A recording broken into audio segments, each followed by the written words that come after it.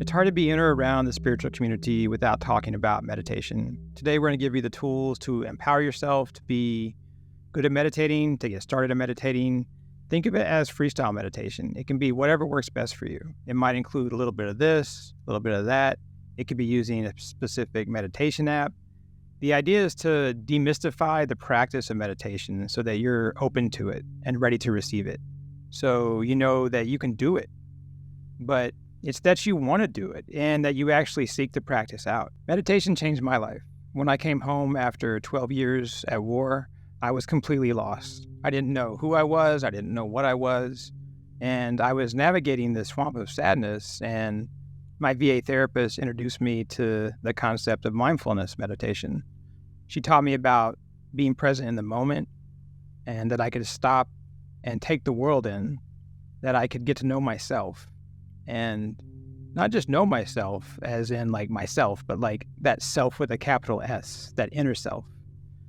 And I almost teared up a little when I was writing out my thoughts on this video for this part, because what she taught me was this great, powerful thing. And I also want to be fair to all of you and let you know that it wasn't this overnight thing for me. I wasn't healed enough or in a place where I could wrap myself around the practice of mindfulness meditation when she was teaching it to me. I knew it was this great thing. I knew that it helped me, but it was also something that brought war back to me. And so my past got in the way and my trauma was in the way of kind of fully embracing it. And I think it's okay to admit that. It's okay for you to admit that and say there's things blocking me from meditating. There's things blocking me from being able to focus like that. And so progress as you're able to progress. And remember that this really is a beautiful thing, and try and give it a shot. Meditation is a universal practice. It's been something that has been practiced by people worldwide for centuries, probably thousands of years. It transcends cultural, religious, and geographical boundaries. And in our tech-heavy world, this fast-paced world that we live in, it's probably more important than it's ever been. And it can serve as this grounding force that keeps you centered. You can see personal transformation through this stillness. It offers this pathway to personal growth, self-discovery, and allows you to kind of explore the depths of your inner self. With the power of meditation, you can cultivate this peace and resilience. You can even discover a deeper sense of purpose. You might even touch on what your higher purpose or your dharma in life is as you go through the practice of meditation. And meditation is accessible to anyone. You don't need special equipment, and you don't need a specific location. You can do it regardless of your lifestyle or your resources. And you should be encouraged to know that all you need is a willingness to pursue a turn to the inward, to what's inside of you. And you should know the benefits of meditation and that they span the mind, body, and soul. It's like this holistic thing that reduces stress and improves your mental clarity. You have better emotional well-being, and you have a stronger connection with both the things around you and those things inside of you. And even science shows us that there's health benefits to regular meditation and regular practice. Harvard even tells us that 20 minutes of mindfulness meditation in a day can change the actual neuroplasticity of your brain in a physiological sense. So you can actually see a direct response to this meditation working. Meditation isn't a destination. And as in almost everything, it's a journey. You know, we talk about life being a journey, but the journey is the whole point. The things that you see and experience along the way in meditation are themselves this pathway to deeper awareness and understanding. Try and approach meditation with curiosity and openness. Your experience is going to be unique to you. It's going to be very personal, and it's not going to be something that, you know, everyone experiences. So just be open to the fact that, hey, when I do this, it's going to be something that is deeply meaningful to me, but it might look different than it looked for this person over here. Before we move on, please subscribe by hitting the watermark in the lower right-hand corner of this video. And if you think this video might help out your friends or family, please share it out with them. Meditation is a type of ritual, and ritual is this maybe intimidating word, and maybe you think, oh man, that's like dogmatic, that's religious. But all ritual is this simple thing that acts as a bridge between our concrete real world and the spiritual world on the other side. So it's this thing that takes you to a place that you want to go, or maybe a place that you need to go. And rituals are habits and routines. It's something that is built for a consistent practice in your life. And so when you think about creating habits and routines, it can be this difficult thing. We know that. We have a video on the subject of creating habits, and we're going to put that in the upper right-hand corner of this video. You'll usually see more success when you're starting a new habit if you replace one of your current bad habits with that new habit. And if you can stop for a minute and think about where you might remove something in your life where it's not something that helps you out, in fact, it's probably hurting you, and that's where you can plug in a new healthy habit or a new practice that you want to work on. Think of this as the do-it-your-way philosophy. Take things that you learn from here and other resources on meditation that you may find, and just go out and do it. You just have to find a way to start. And we have a good video on getting started. Taking that first step is a big deal. And remember this, it's not what you can do, because you're really capable of doing almost anything. But think of it like, what will I do? So it's not what can I do, because we may or may not do those things that we can do. What will we do? What are we willing to do to make a change in our life? And so that question, you kind of have to get an answer to that before you proceed. So it's one of those things you want to stop and think about. And maybe at first you just commit to 5 minutes a day for a full week. And just do that and say, I'm going to meditate 5 minutes a day for a week. And if that didn't work, send me a message and we'll talk about it. You can DM me on Instagram or shoot me an email. I'd like to help you out. So what does doing it your way look like? First, find a quiet place. For some people, they might be able to meditate in places that aren't so quiet. That's cool. Just find out where your place is and tell yourself, this is my meditation place. Make sure it's comfortable. I can't emphasize that one enough. You don't want to just be comfortable. You want to be at a place where you're not distracted. And so do whatever you need to do to remove distractions from this place. You can put your phone in the room. Make sure there's no access to a television, or the television's off with the remote away from you. Figure out what feels right for you. For many of you, finding a space is going to be finding a spot in your house, maybe your workplace, if you're trying to meditate at work. And for some, it's going to be tucked away, maybe even in a cozy place. Sometimes I go back into my closet and just sit in my closet and meditate. And for some of you, it might be a hike or a walk out in green space. It could be a forest or a park or next to a lake. Places where we feel very connected to nature and kind of that oneness of everything. And then once we're prepared and say, okay, here's where I'm going to meditate, then we have to think about, okay, what's going to get in my way? One of the things that can help set us up for success is figuring out things that will get in our way and being ready for them. And so I want to prepare you for several things that might get in your way as you start this process. And this is stuff that people kind of experience when they first start meditating. So this is common stuff. And a lot of these roadblocks keep people from getting into it. So maybe someone starts and one of these roadblocks hits them and they're like, man, I can't do this. Or, meditation's not for me. And they never kind of get to experience that better part of it because they never get past the initial phase. People talk about struggling with focus. You might find it hard to keep your mind from wandering and staying focused on the meditative practice. You could get frustrated with maybe a constant stream of thoughts and you can't achieve this spot where you have this quiet mind. So my recommendation to you if this happens is just don't fight it. Let yourself know it's okay that this happens. And so remove the resistance to those thoughts and let them happen. And then gently bring yourself back to that focus. And that might not be an overnight thing. And it might be something that takes several sessions to kind of work out. And that's okay. Just make sure you don't think that you will find all the success that you want or need overnight or immediately. There's also the idea that people have a hard time finding time and being consistent. We're all busy. We have stuff that happens, life happens. But if you stop and think about it, we have more time than we think. And so just try and slow things down and see where you can visualize this meditative practice fitting into your life. Like literally stop and think, okay, here's my day, here's my week.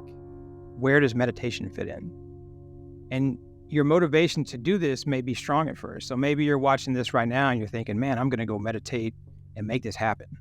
And then tomorrow something comes up or you don't feel the energy to start. So how do you find a way to remind yourself of why you wanted to do it in the first place? Tell yourself the benefits that come along with meditating.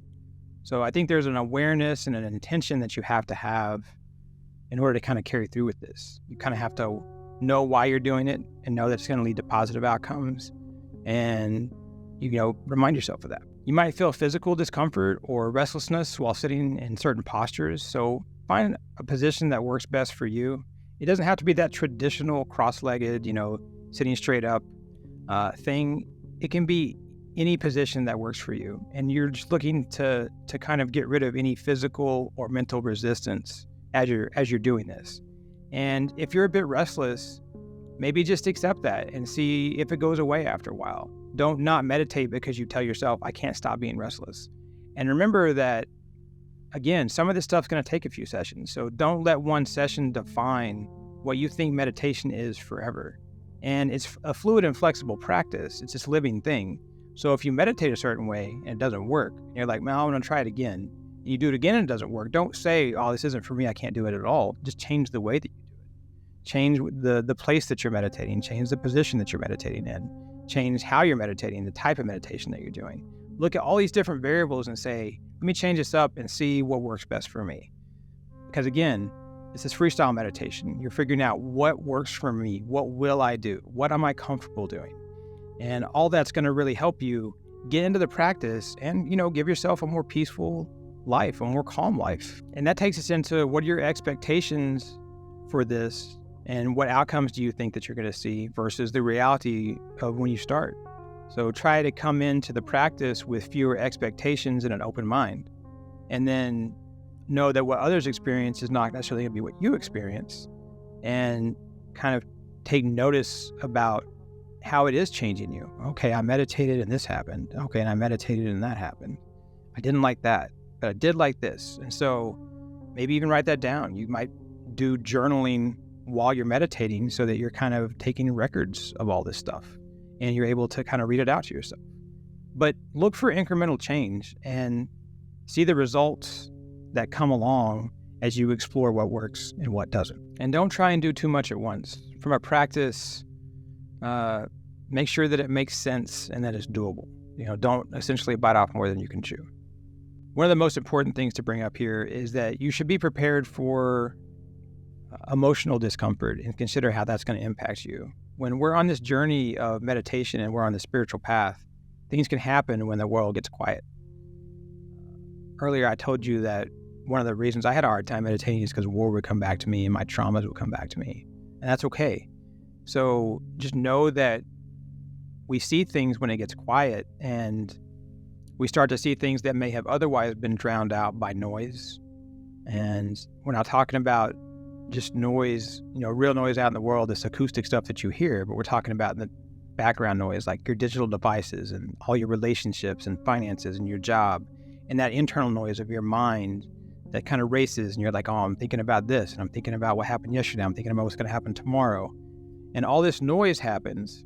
So when you sit down, you start to meditate, that noise starts to go away. And in the absence of that noise, you may start to see things or hear things or feel things through all of your senses that you haven't heard in a while or that you weren't necessarily prepared for. So prepare yourself for that. And then it will be less surprising. Expect the unexpected, and know that you're going to find some things, see some things, hear some things, and experience some things that are emotions or memories that you weren't necessarily aware had been there for a while. And think about how this might lead to your avoidance of meditation. So, okay, I'm not going to meditate because I don't want that to happen. That's okay. There's plenty of people out there that can't meditate because they've got stuff going on in their head, or they've got stuff going on from the past. And maybe you need to seek out a support professional to help you through that. Or maybe you can work through that and still meditate. Really, that's going to be a personal decision for you. It's your own experience. And so just keep it in mind. But if you want to meditate, don't let that stop you. Be prepared for it. And that includes being prepared to feel vulnerable and emotionally exposed when you're trying to meditate, especially in the earlier stages of the practice. I think people would tell you that have a lot of experience with meditation that that's not necessarily this uncommon thing that people have to do. We all have to kind of get over that, and that's okay. Some struggle with drowsiness, falling asleep during meditation. You might find it hard to meditate at certain times of the day due to dips in energy, and so plan around that. And know that it's okay to fall asleep during meditation. I've fallen asleep during meditation. I know a lot of other people that have fallen asleep during meditation. And also think about if you're falling asleep while you're meditating, that you might not be getting enough sleep each night. And I just want to tell everyone here that getting consistent sleep at fairly consistent times each day and night is really important to your overall health. So I just want to make a note of that. So be healthy out there, guys.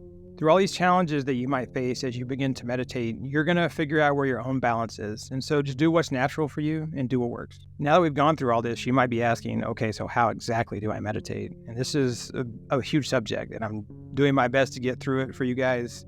And let me load you up with a few types of meditation that you might like. The first is guided meditation, and I'm strongly recommending this for beginners. It's nice to have someone walk you through the process, and you just have to tune in, follow some gentle instructions or prompts. Sometimes it's just via audio cues, and sometimes it's also a visual component where you can kind of get fully immersed in the guided meditation. Both can help set the mood and really put you in this relaxed and open state. Mindfulness meditation is a super popular meditation these days, and it's one of the healthiest types of meditation that you can do. It's this practice where you focus on being intensely aware of what you're sensing and the things that you're feeling in the moment around you. And you do it without any interpretation or judgment. And I've really found mindfulness meditation, it really sticks with you even after you stop meditating. So it kind of moves from that practice of meditating each day, and it starts to move into being part of you and the things that you see and experience in the real world around you every day. And so it's really cool to have this thing move with you as you're going through your day-to-day. Breathing meditation concentrates slow, deep, and consistent breaths to calm the mind and reduce stress. It's really a simple practice. It can be done anywhere. It's easy to learn. For the most part, there's some more complicated breathing exercises, but it's ideal for beginners to start with breathing meditation, and it will really calm you down. Progressive relaxation is also known as body scan meditation. You slowly relax each muscle group in the body, and you keep moving up or down throughout the body and relaxing all your muscles, and it reduces physical tension, and it can really promote a sense of calm and ease within you. Walking meditation combines meditation with the act of walking. It helps you focus on the sensation of walking, and it can be a good way to integrate any of the meditations that we're talking about into a more active lifestyle. And it's a great way to put yourself in green space, which is proven to have these great health benefits for you. And there's so many more that you could try out that I'm not going to list right now. It's just a huge list. Personally, I do mindfulness meditation. Like I said, sometimes I'll just go in my closet and do mindfulness meditation. You can even do bathing meditation. You can grab a bath pillow, maybe some candles, turn all the lights off in the bathroom and throw in a bath bomb and just chill in the bathtub. And I find this a great way to meditate and to really calm myself down and kind of center me and make myself more grounded. It's just an awesome thing. There are tools to help you. Look for things that put you in the flow, where you can feel the vibe. Things that speak to your senses and help you see this like inner self. Essential oils and aromatherapy can help you calm down. Candles can set this peaceful scene for you. Incense can help you get in the right headspace. And for a lot of people, music, vibration, singing bowls, epic music can be key to finding a more meditative experience. Sometimes it's just embracing the emotion and drama and flow of life in a very meditative way. And it's about that question that you could ask yourself, how do I connect with myself? And for some, it could be practicing art and bringing out creativity. That might get you in a more meditative state. And any of these things can be combined with all these other things that we discussed today to create your own experience. And there's mobile apps that can help you meditate, like Insight Timer. And you have tons of different options if you use something like Insight Timer that has guided meditations, and it has all kinds of other meditations that you can walk through. And this doesn't have to be a lonely practice. The practice itself is often going to be done alone. There are group meditations, but it also might help to discuss your spiritual path and journey with other people. See what works for them when they started meditating. Maybe they can work with you and help you stay dedicated to that new practice that you want to do. Our community at Kishar.com has people who meditate and help one another. We offer instruction on how to meditate, and we have daily meditation prompts. We even have guided meditations that are pre-recorded. But just know that meditation empowers you to navigate life's challenges. You'll have this sense of calm and this centeredness when you face adversity, and we all face adversity. And you can develop enhanced decision-making. You'll be more creative. You'll have better emotional intelligence, and you're going to be less reactive to things. Think about how amazing that would be. I'm going to calm down. And suddenly when things happen out there, I'm just going to stop for a second and not do anything. I'm not going to react immediately. And suddenly, that's this peaceful, calming thing for you. And don't worry about doing it wrong. There isn't really such a thing as a wrong meditation. And I had meditation music on while I was typing up my thoughts for this video that I'm doing right now. And I had my phone in a different room, and I set myself up for success. And there's something even meditative about that. So what do you all do to meditate? And how do you get started? How do you see yourself starting to meditate? And what do you think will work for you? Let me know in the comments, and I will absolutely respond to you. Please like this video if you want us to keep making content just like this. And until next time, I wish you peace on your journey.